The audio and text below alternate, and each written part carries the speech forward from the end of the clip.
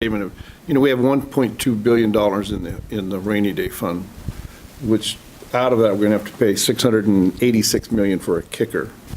It also, the balance of that is a lot of one-time money.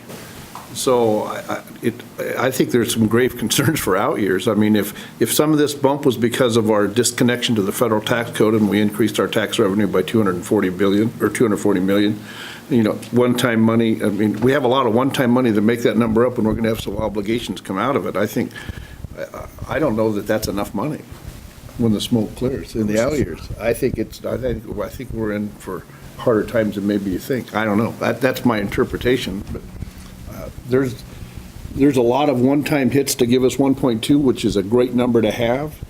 But to rebuild that once we start spending the kicker and some other stuff, we may not be able to do that.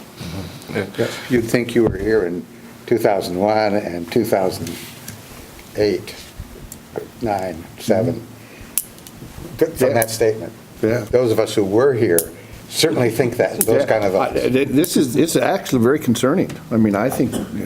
Should we all say welcome to the legislature? Yeah, our colleagues on the Ways and Means Committee better reel in a little bit, So yeah, just quickly, the rainy day fund is coming from two primary sources that the legislature put in. One was taking the ending balance up to 1% of the previous biennium's expenditures. So at the end of the biennium, we make an automatic deposit out of this ending balance.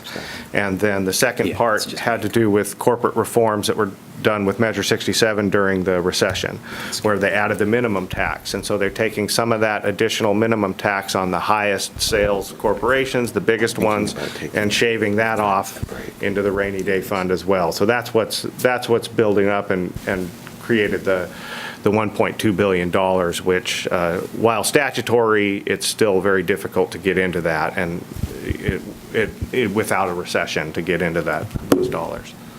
Senator Riley? Thank you, Mr. Chair. So following up on that, I agree that it's not enough, but if we look at history, what we've done over the last few years is an outlier in itself. We've really put in some money that has never happened before. We've finally actually have a rainy day fund, which never existed until the last few years. That's correct. That's correct. And getting larger and larger as long as this expansion continues. Yeah. Thank you. Very much appreciate